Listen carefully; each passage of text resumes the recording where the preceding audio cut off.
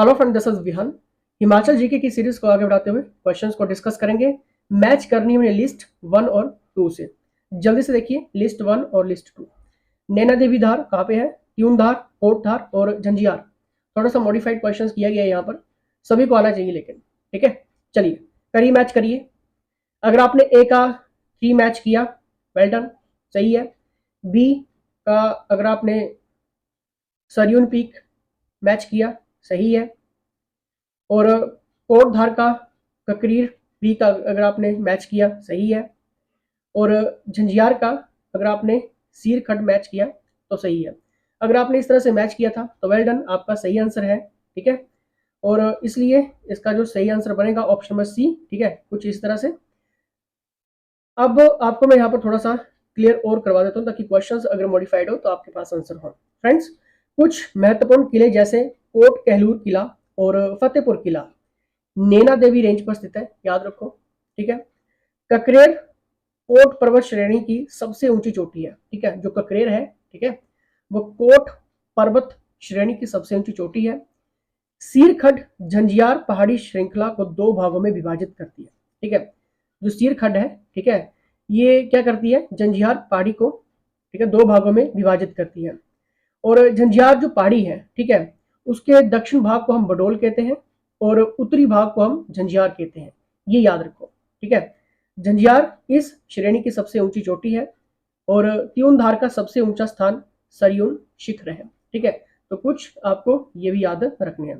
Friends, आगे बढ़ने से पहले मैं आपको एक चीज यहाँ पर क्लियर कर देता हूँ कि अगर आप हिमाचल के किसी भी एग्जाम की तैयारी कर रहे हैं, ठीक है, अपना एग्जाम यहाँ पर देख सकते हैं, या फिर अदर कोई भी एग्जाम है, ठीक है, तो व्हाट्सएप पर आप कर सकते हैं, नंबर आपकी स्क्रीन के सामने है। ठीक है, और अगर आपने फ्री कोर्सेज ज्वाइन करना है तब भी व्हाट्सएप कर लेना, क्योंकि आपको पता है कि नीडी स्टूडेंट्स के लिए HPGK हब की टीम पिछले 2 सालों से यहाँ पर आपको फ्री कोर्स अपडेट करती है नीडी स्टूडेंट्स के लिए। ठीक है, तो अगर आप नीडी स्टूडेंट्स हैं तब आप व्हाट्सएप कर लेना, और अदरवाइज आप पेड क्रैश कोर्स भी ज्वाइन कर सकते हैं एक्सपर्ट्स के अंदर। ठीक है, चलिए अब हमने यहाँ पर देखना है नेक्स्ट क्वेश्चन।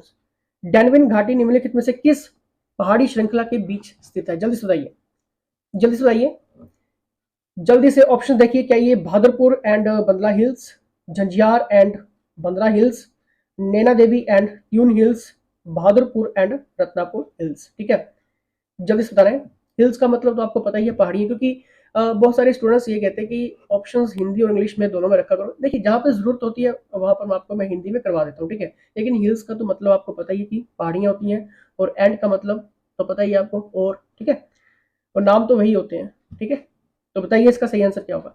डैनविन घाटी निम्नलिखित में से किस पहाड़ी श्रृंखला के बीच स्थित है? बताइए फ्रेंड्स, इसका सही आंसर होगा ऑप्शन नंबर ए।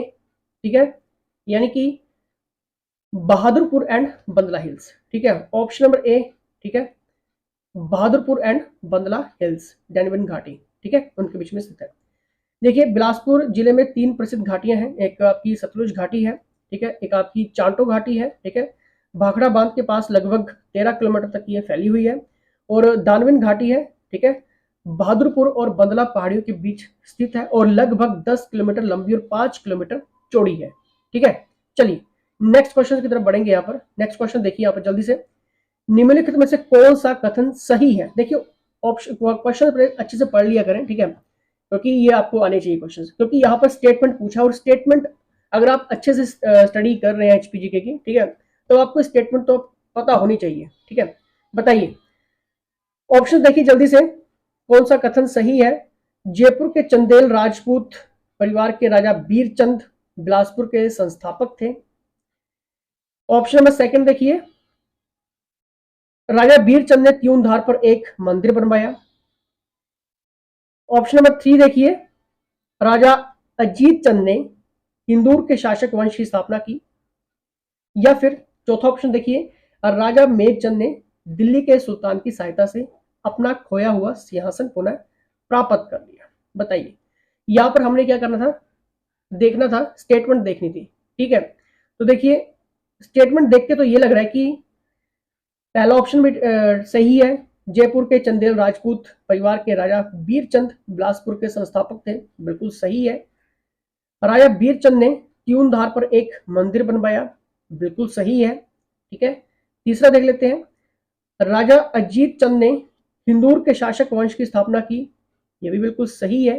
ठीक है, चौथा देख लेते हैं, राजा मेघचंद ने दिल्ली के सुल्तान की सहायता से अपना खोया हुआ सिंहासन पुनः प्राप्त कर लिया।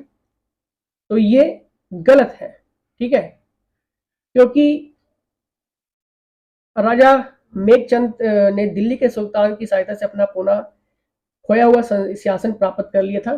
किसने किया था बताइए, किसने किया था? राजा मेघचंद ने किया था, राजा मेघचंद ने किया था, ठीक है, लेकिन किसकी मदद से किया था?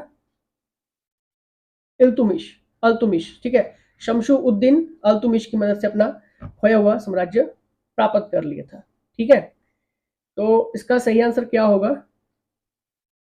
इसका सही आंसर है ऑप्शन नंबर बी, ठीक है।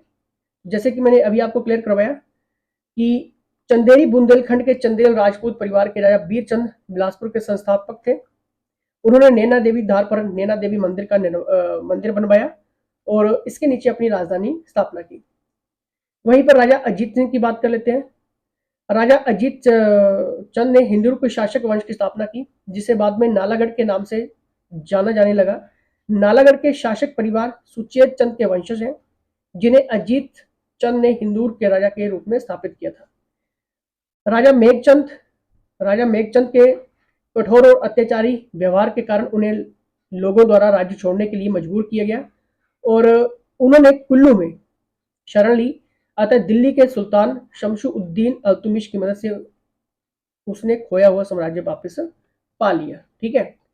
तो देखिए इसका जो सही आंसर है ऑप्शन में बी, यानी कि 1 और 2 और 3, ठीक है। ये स्टेटमेंट आपने देख ली होगी, ठीक है। 1, 2 और 3 इसकी स्टेटमेंट बिल्कुल सही है, लेकिन यहाँ पर जो फोर्थ स्टेटमेंट थी उसमें नाम नहीं मेंशन किया हुआ था, ठीक है, कि किसकी मदद से यहाँ पर अपना खोया हुआ सिंहासन प्राप्त किया, ठीक है। तो राजा मेघचंद ने किसकी सहायता से अपना खोया हुआ सिंहासन प्राप्त किया था वो मैंने आपको क्लियर करवा दिया है, शमशुद्दीन अल्तुमिश, ठीक है, शमशुद्दीन अल्तुमिश के, ठीक है, मदद से खोया हुआ साम्राज्य वापस पा लिया, ठीक है। ये स्टेटमेंट बहुत इंपॉर्टेंट होती है, अच्छे से पढ़ा करेंगे, ठीक है। देखिए मैच करनी है लिस्ट 1 और 2 से, जल्दी से देखना है आपने, ठीक है। चलिए देखते हैं जल्दी से, ये आपके सामने है स्टेटमेंट 1 और स्टेटमेंट 2।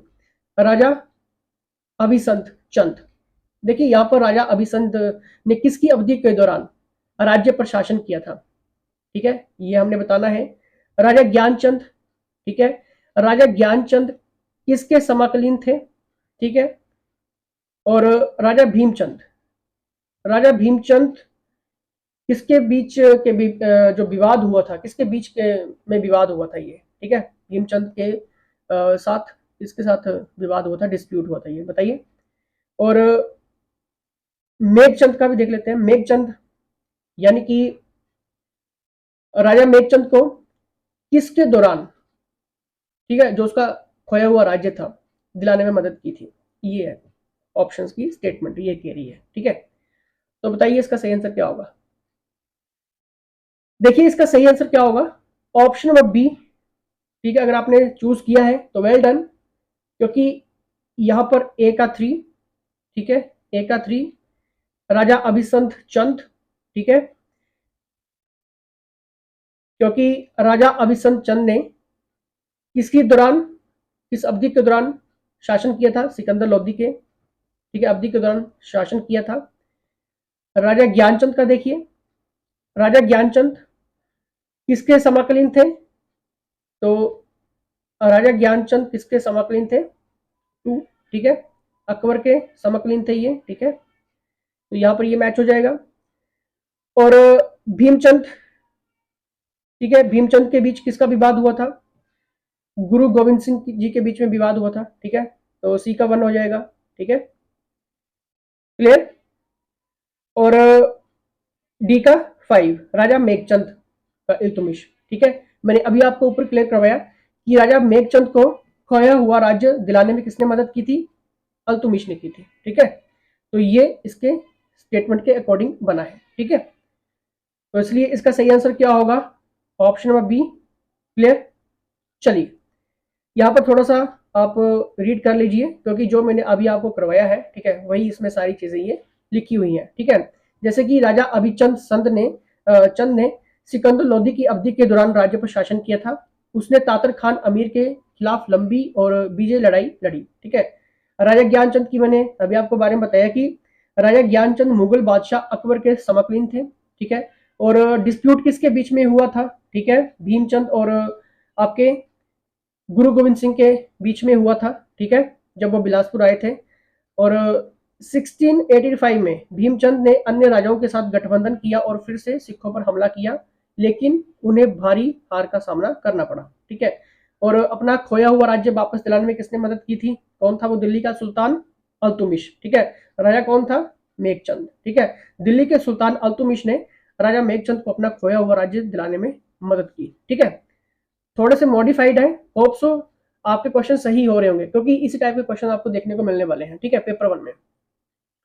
नेक्स्ट यहाँ पर देखिए, निम्नलिखित में से कौन सा कथन गलत है? अब यहाँ पर स्टेटमेंट जो वो इनकरेक्ट है।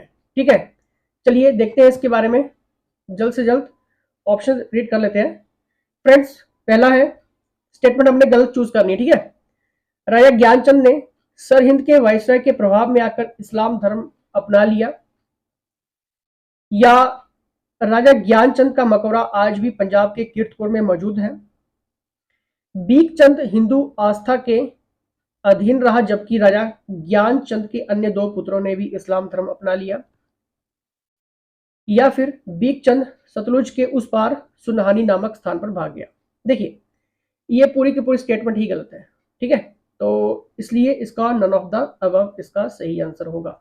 अगर आपने सोचा और सही हुआ तो वेल डन, क्योंकि इस तरह के स्टेटमेंट क्वेश्चंस जरूर आते हैं। ठीक है, आप इन्हें स्किप नहीं कर सकते, आज के टाइम पे तो नहीं कर सकते। ठीक है, अब वो टाइम जा चुका है कि आपसे नॉर्मल क्वेश्चन एग्जाम में पूछेगा। ठीक है, चलिए बताइए, नेक्स्ट यहाँ पर देखना है, निम्नलिखित में से कौन सा कथन राजा दीपचंद के बारे में सही है? ठीक है, करेक्ट स्टेटमेंट हमने यहाँ पर देखनी है। ठीक है, चलिए, उसने बिलासपुर शहर की स्थापना की, या 1682 में उन्हें गुरु गोविंद सिंह ने हराया था, या उन्हें नादौन में कांगड़ा के राजा घमंड चंद द्वारा जहर दिया गया था।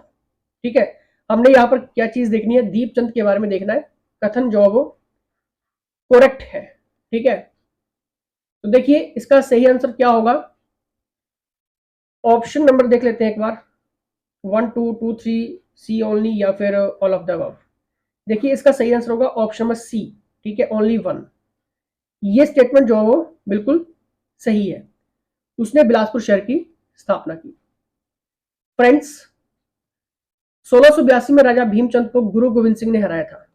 ठीक है, दीपचंद को नहीं हराया था, बल्कि किसको हराया था? गुरु गोविंद सिंह ने हराया था। किसको हराया था? राजा भीमचंद को हराया था। ठीक है, भीमचंद को हराया था।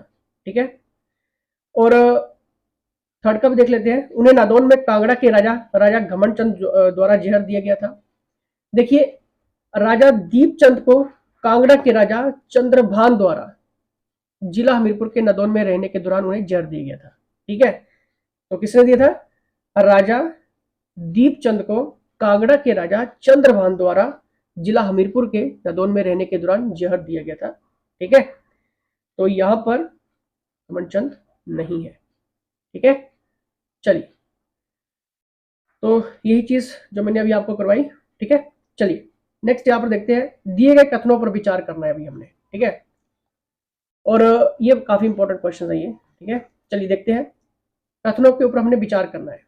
ठीक है, चलिए यहां पर ऑप्शन देखिए जल्द से जल्द। पहला ऑप्शन देखिए, 1795 में राजा संसार चंद ने राजा भीमचंद के शासनकाल में बिलासपुर पर आक्रमण किया, क्या ये है? सेकंड देखिए, यहां पर संसार चंद ने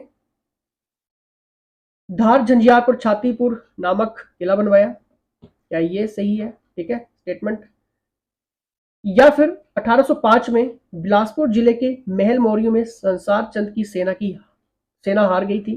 ठीक है, या फिर फोर्थ पॉइंट देखिए, राजा अमरचंद ने 1857 के विद्रोह के दौरान अंग्रेजों का समर्थन किया और 11 तोपों की सलामी ली। अब हमने यहाँ पर क्या चीज देखनी है कि कौन सा कथन सही है। ठीक है, क्या ये 1 है, 2 है, 3 और 4 है, या फिर 1 और 4 है? जल्दी से बताने हैं। ठीक है, जल्दी से देखिए अगर यहाँ पर बात हो रही कि कौन सा कथन सही है, तो इसका जो सही है वह है आपका राजा संसार चंद ने धार झंझारपुर छातीपुर नामक किला बनवाया था। ठीक है। और 1795 में राजा संसार चंद ने राजा महान चंद के शासन काल के दौरान बिलासपुर आक्रमण किया था। ठीक है। तो यानी कि यहाँ पर भीमचंद नहीं आएगा। ठीक है। राजा महान चंद के शासन काल के दौरान बिलासपुर पर आक्रमण किया था। ठीक है। और ये स्टेटमेंट तो वैसे ठीक है। ठीक है। थर्ड देख लेते हैं एक बार। 1805 में बिलासपुर जिले के महल मौरी में संसार चंद की सेना हार गई थी। जी नहीं, बिलासपुर में नहीं हारी थी। ठीक है। हमीरपुर जिले के महल मौरी में संसार चंद की सेना हार गई थी 1805 में। तो यहाँ पर बिलासपुर नहीं बल्कि हमीरपुर है। ठीक है। चौथा स्टेटमेंट देख लेते हैं। राजा अमरचंद ने 1857 के विद्रोह के दौरान अंग्रेजों का समर्थन किया और 11 तोपों की सलामी ली। तो देखिए यहाँ पर राजा अमरचंद नहीं है। ठीक है। बल्कि राजा हीराचंद ने 1857 के विद्रोह के दौरान अंग्रेजों का समर्थन दिया। ठीक है। अंग्रेजों को समर्थन दिया था, उन्हें सपोर्ट किया, जिसकी स्वीकृति में राज्य को सम्मान के रूप में 11 तोपों की सलामी दी गई और उनके काल को लोग स्वर्ण युग के रूप में याद करते हैं। तो यानी कि अमरचंद नहीं आएगा, यहाँ पर राजा हीराचंद आएगा। ठीक है। तो यही स्टेटमेंट थी और डिस्क्रिप्टिव भी आप रीड कर लीजिए, जो मैंने अभी आपको बताया वही यहाँ पर है। ठीक है। चलिए नेक्स्ट यहाँ पर देखिए, नेक्स्ट क्वेश्चन क्या है। यहाँ पर भी हमने निम्नलिखित कथनों पर विचार करना है। ठीक है। चलिए क्वेश्चंस देख लेते हैं एक बार। क्वेश्चंस क्या है।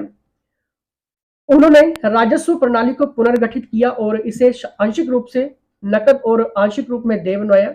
यानी कि यहाँ पर बात हो रही है किस राजा के बारे में बात हो रही है। ठीक है। ऑप्शंस मैं पहले आपको दिखा देता हूँ। ठीक है। ऑप्शंस क्या क्या है इसके। ठीक है। हम कौन से राजा की यहाँ पर बात करने वाले हैं। क्या हम राजा जगत चंद के बारे में बात करने वाले हैं, राजा भीमचंद के बारे में बात करने वाले हैं, राजा अमरचंद के बारे में बात करने वाले हैं, या फिर राजा हीराचंद के बारे में बात करने वाले हैं। ठीक है। तो देख लेते हैं कौन सा कथन किस राजा के बारे में सही है। ठीक है। तो यहाँ पर देख लेते हैं। उन्होंने राजस्व प्रणाली को पुनर्गठित किया और इसे आंशिक रूप से नकद और आंशिक रूप से देय बनाया। या फिर बेर और बछरेतु नामक भूमि की एक लंबी पट्टी को राज्य में बहाल किया गया था। 1846 में सिखों द्वारा सौंपे गए दोआब क्षेत्र को पुनः स्थापित किया गया। या फिर शिमला से लौटते समय माहौल में उनकी मृत्यु हो गई। वो ऐसे कौन से राजा थे जिनके बारे में ये सारी स्टेटमेंट आ रही है। कौन से थे वो? तो वो थे दोस्तों आपके राजा हीराचंद। ठीक है। तो ये सारी स्टेटमेंट किस राजा के ऊपर है? ये है आपकी राजा हीराचंद। ठीक है। Option number D is the right answer. ठीक है। हीराचंद। क्लियर। थोड़ा सा आप डिस्क्रिप्टिव भी रीड कर सकते हैं। ठीक है फ्रेंड्स। 1863 तक भू राजस्व का भुगतान माल के रूप में किया जाता था। राज्य उत्पाद का एक तिहाई हिस्सा लेता था। ठीक है। राज्य उत्पाद जो था। ठीक है। राजा हीराचंद ने व्यवस्था को पुनर्गठित किया और क्षेत्र के कुछ चुनिंदा हिस्सों में राजस्व की मांग को नकद और आंशिक रूप से वस्तु के रूप में देय किया। ठीक है। और 1882 में हीराचंद अपने बेटे टिक्का अमरचंद के साथ शिमला आए। राजा हीराचंद ने वहां एक गंभीर बीमारी विकसित की, उनको बीमारी हो गई थी। ठीक है। और माहौल में अपने राज्य वापस जाने के लिए रास्ते में उनकी मृत्यु हो गई। ठीक है। तो ये कुछ स्टेटमेंट थी, आपको पता होना चाहिए क्योंकि ये काफी इंपॉर्टेंट रोल प्ले करते हैं। ठीक है। और इन स्टेटमेंट्स के जरिए अभी आपको पता चल रहा होगा कि कितनी आपकी तैयारी हुई है। ठीक है। चलिए नेक्स्ट यहाँ पर देखिए, निम्नलिखित में से कौन सा कथन गलत है। अब हमने यहाँ पर देखना है कि कौन सा कथन जो है गलत है। ठीक है। चलिए देख लेते हैं कितना आपको आता है। तो देखिए यहाँ पर पहला है, राजा अमरचंद के शासन काल में राजस्व प्रशासन के खिलाफ विद्रोह। ठीक है। या फिर राजा हीराचंद ने न्यायालय शुल्क और गैर न्यायिक स्टाम्प की व्यवस्था शुरू की। या फिर आपका तीसरा पॉइंट देख लेते हैं, राजा विजय चंद ने बहादुरपुर में ग्रीष्मकालीन निवास का निर्माण किया और बिलासपुर में प्रसिद्ध रंग महल भी बनवाया। ठीक है। तो हमने यहाँ पर देखना है कि कौन सा स्टेटमेंट जो वो गलत है। ठीक है। गलत की यहाँ पर बात हो रही है। ठीक है। तो देखिए इसका जो सही आंसर होगा वो है आपका बी। ठीक है। 2 ओनली। तो 2 क्या है यहाँ पर देख लेते हैं। तो 2 आपका क्या कह रहा है, राजा हीराचंद ने न्यायालय शुल्क और गैर न्यायिक स्टाम्प की व्यवस्था शुरू की। ठीक है। देखिए राजा विजय चंद ने की थी। किसने की थी? राजा हीराचंद ने नहीं की थी, बल्कि राजा विजय चंद ने न्यायालय शुल्क और गैर न्यायिक टिकटों की व्यवस्था की थी। ठीक है। उन्होंने बिलासपुर कस्बे में जलापूर्ति व्यवस्था का भी शिलान्यास किया।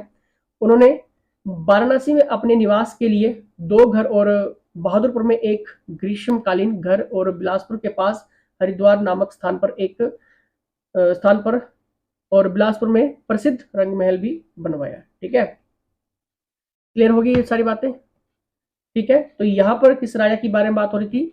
राजा विजय चंद। ठीक है, तो यानी कि यहाँ पर हीरा चंद नहीं है। ठीक है, राजा हीरा चंद ने न्यायालय शुल्क और गैर न्यायिक स्टाम्प की व्यवस्था शुरू नहीं की थी। ठीक है, किसने की थी? तो मैंने अभी आपको बता दिया है, वो की थी राजा विजय चंद ने। ठीक है, क्लियर।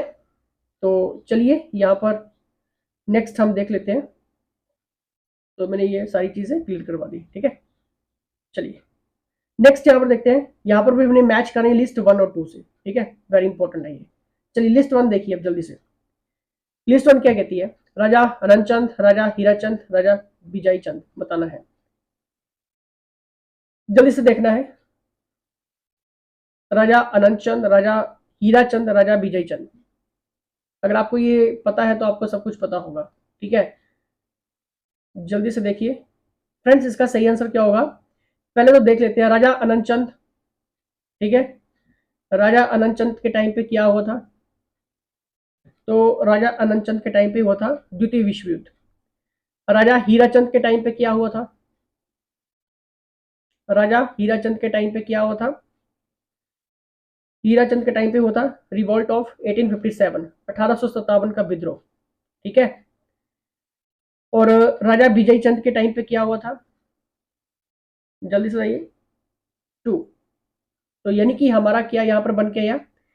ए का 3, ठीक है, बी का 1 और सी का 2। ठीक है, तो ऑप्शन देख लेते हैं। Option number A is the right answer. ठीक है, तो थोड़ा सा आपको यहाँ पर क्लियर करवा देता हूँ फ्रेंड्स। राजा हीरा चंद ने 1857 के विद्रोह के दौरान अंग्रेजों को समर्थन दिया, जिसकी स्वीकृति में राज्य को सम्मान के रूप में 11 तोपों की सलामी दी गई।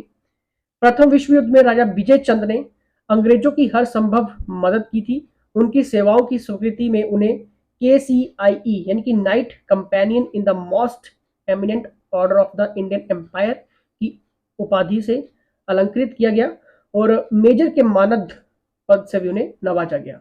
द्वितीय विश्व युद्ध KCIE के शासनकाल के दौरान हुआ था राजा आनंद चंद के टाइम पे। ठीक है, किसके टाइम पे हुआ था? राजा आनंद चंद। ठीक है, जो द्वितीय विश्व युद्ध था। ठीक है, चलिए नेक्स्ट हम यहाँ पर देखते हैं निम्नलिखित में से कौन सा गलत है। अब हमने यहाँ पर ये चीज देखनी है, यहाँ पर देखना है कौन सा गलत है। ठीक है, चलिए क्वेश्चन देखिए जल्द से जल्द। ऑप्शन देखिए।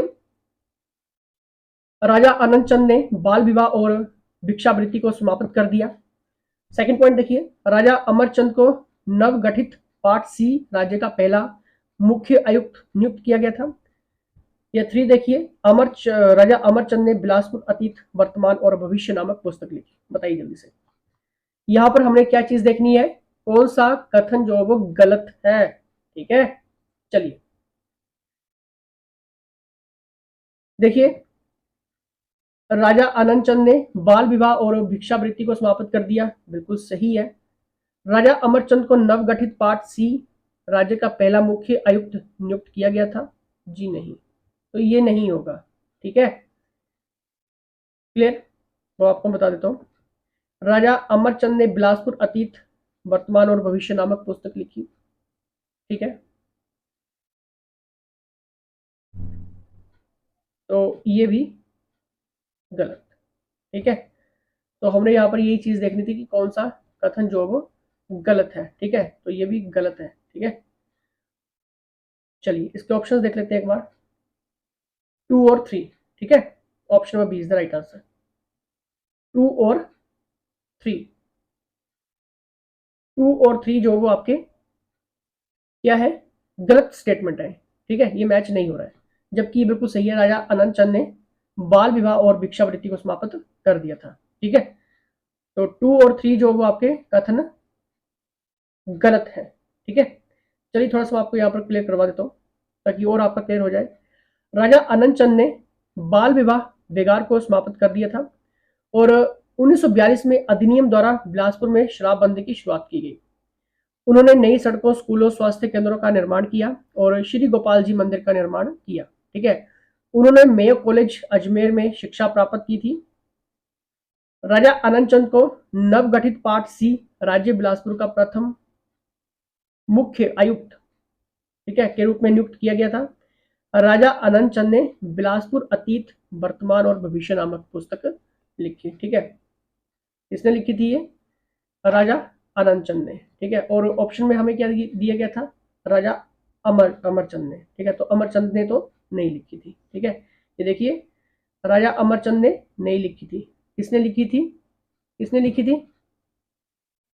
राजा आनंद चंद ने लिखी थी। ठीक है, तो ये आपको याद रखना है। ठीक है, और राजा आनंद चंद को क्या किया गया था? नवगठित पार्ट सी राज्य बिलासपुर का प्रथम मुख्य आयुक्त नियुक्त किया गया था। ठीक है, तो अमरचंद नहीं है यहाँ पर, ये सारा आनंद चंद है। ठीक है, तो ये स्टेटमेंट भी क्लियर हो गई। क्लियर? चलिए नेक्स्ट यहाँ पर देखते हैं। बिलासपुर का पहला बैंक ऑफ बिलासपुर था, ये किस वर्ष में स्थापित किया गया था? किस वर्ष किया गया था? 38 में, 44 में, 58 में, या फिर नन ऑफ द अबव, कोई भी नहीं। बताइए। देखिए, बिलासपुर का पहला बैंक ऑफ बिलासपुर था, ये किया गया था 1944। ठीक है, option B is the right answer. Clear? और इस लेक्चर्स की पीडीएफ आपको कहाँ पे मिलेगी? टेलीग्राम में मिलेगी। ठीक है, ज्वाइन कराना, लिंक डिस्क्रिप्शन में दिया गया है। क्लियर? चलिए नेक्स्ट यहाँ पर देखते हैं। निम्नलिखित कथनों पर हमने विचार करना है। ठीक है, चलिए विचार करते हैं, देखते हैं क्या स्टेटमेंट यहाँ पर निकल के आ रही है। ठीक है, देखिए, राजा अमरचंद के शासनकाल को जुग्गा आंदोलन के रूप में प्रसिद्ध राजस्व प्रशासन के खिलाफ विद्रोह के रूप में चिन्हित किया गया था। सेकंड देखिए, राजा हीराचंद ने न्यायालय शुल्क और गैर न्यायिक स्टाम्प की व्यवस्था शुरू की थी। या फिर राजा विजय चंद ने बहादुरपुर में ग्रीष्मकालीन निवास का निर्माण किया और बिलासपुर में प्रसिद्ध रंग महल भवन बनवाया। ठीक है, निम्नलिखित में से कौन सा कथन गलत है? हमने यहाँ पर ये स्टेटमेंट देखनी है। ऑप्शन नंबर जल्दी से देखिए, कौन सी आपको गलत लगी? कौन सी गलत लगी? मुझे तो गलत लगी है जी, ऑप्शन नंबर बी वाली। राजा हीराचंद ने न्यायालय शुल्क और गैर न्यायिक स्टाम्प की व्यवस्था की शुरुआत की थी। तो ये तो स्टेटमेंट बिल्कुल गलत है। तो अगर हीराचंद ने नहीं की तो फिर किसने की थी? तो किसने की थी? विजय, राजा विजय चंद ने न्यायालय शुल्क और गैर न्यायिक टिकटों की व्यवस्था शुरू की थी। ठीक है, उन्होंने बिलासपुर कस्बे में जलापूर्ति व्यवस्था का भी शिलान्यास किया। ठीक है, और उन्होंने वाराणसी में अपने निवास के लिए 2 घर और बहादुरपुर में एक ग्रीष्मकालीन घर और बिलासपुर के पास हरिद्वार नामक स्थान पर और बिलासपुर में प्रसिद्ध रंग महल भी उन्होंने बनवाया था। ठीक है, तो कंफ्यूज नहीं होना है। इसलिए इसका सही आंसर होगा ऑप्शन नंबर बी, यानी कि जुग्गा आंदोलन। ठीक है, तो हमने यहाँ पर स्टेटमेंट के ऊपर हमने विचार करना था। ठीक है, ठीक है, क्योंकि यही सब छोटी छोटी चीज़ों के बारे में आपको पता होना चाहिए। और आपको जुग्गा आंदोलन तो आपको पता ही है। ठीक है, कि 83 से 88 तक बिलासपुर के राजा अमरचंद के खिलाफ शुरू किया गया था। गेडवी के ब्राह्मणों ने झुग्गियों में बसे शेडों को जला दिया था और राजा द्वारा गिरफ्तार किए जाने से पहले आत्महत्या कर ली। इसके बाद लोगों का गुस्सा आया और अंत में राजा को बेगार प्रथा को बंद करना पड़ा और प्रशासनिक परिवर्तन करना पड़ा था। ठीक है, तो यही आंसर था। ठीक है, ऑप्शन नंबर 2 इसका सही था, 2 यानी कि इसका स्टेटमेंट। ठीक है, और थोड़ा सा मैंने आपको जुग्गा आंदोलन के बारे में बता दिया। ठीक है, क्लियर? और स्टेटमेंट भी आपको पता होनी चाहिए, ये भी आपकी क्लियर हो गई। तो व्हाट्सएप करो और कोर्सेज आप ज्वाइन कर सकते हैं प्रोफेशनल्स के अंडर, एक्सपर्ट्स के अंडर। फ्री कोर्स अगर आपने लेना है, ज़रूरतमंद है, तो भी व्हाट्सएप कर सकते हैं। पेड कोर्स भी ज्वाइन कर सकते हैं। और किसी भी तरह की कोई भी मदद चाहिए, किसी भी एग्जाम की अगर आप तैयारी कर रहे हैं, ठीक है, कहीं भी प्रॉब्लम आ रही है, पता नहीं लग रहा है, सब्जेक्ट्स का पता नहीं लग रहा है, पेपर 1 पेपर 2 में कन्फ्यूजन है, सिलेबस क्लियर नहीं है किसी भी एग्जाम के लिए, टॉपिक्स क्लियर नहीं है, सब टॉपिक्स पता नहीं है, बुक्स पता नहीं है, तो सिंपली आप व्हाट्सएप करो और सारी हेल्प आप ले सकते हैं टीम के अंदर। ठीक है, तो चलिए जुड़े रहिए और इसके साथ जय हिंद, जय हिमाचल।